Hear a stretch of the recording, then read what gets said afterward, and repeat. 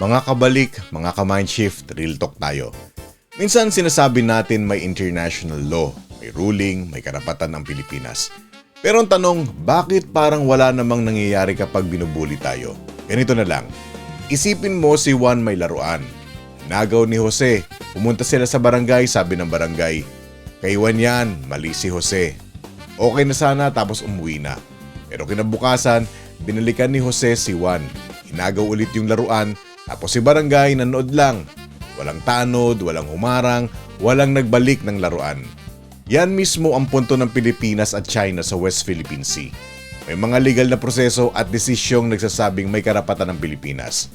Pero kahit may ruling, kapag may nanghaharas at umuulit, doon mo makikita yung gap sa enforcement. Diyan mo maintindihan yung problema sa international law. Kasi sa loob ng bansa, may police at sheriff. Sa international level, walang iisang world police na automatic nagpapatupad ng desisyon. Lalo na kung ang bully ay malaking power. Kaya ang international law, madalas ganito. Rulebook siya at resibo, pero ang enforcement hindi automatic. Kailangan ng coalition, pressure at sariling depensa. So anong takeaway? Kung gusto mong protektahan yung karapatan mo, hindi sapat na tama ka.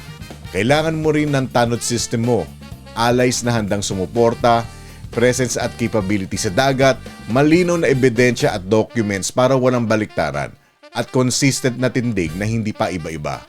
Dagdag ko lang mga kabalik, dito sa atin ang daming politiko na ang lakas magsabing makabayan at ipinagtatanggol ang West Philippine Sea.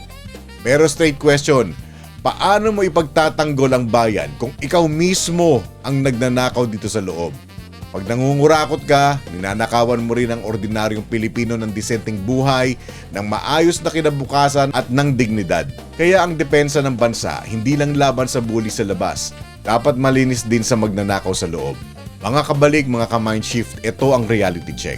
Sa mundo may batas, pero kung walang tanod, ang bully uulit at uulit. Kaya tanong ko sa inyo, kung ikaw si Juan, anong gagawin mo para hindi na maagaw ulit yung laruan? Pause, check, verify, mag-comment kayo. CV lang, facts-based. Bahala kayo maghusga basta kompleto ang impormasyon.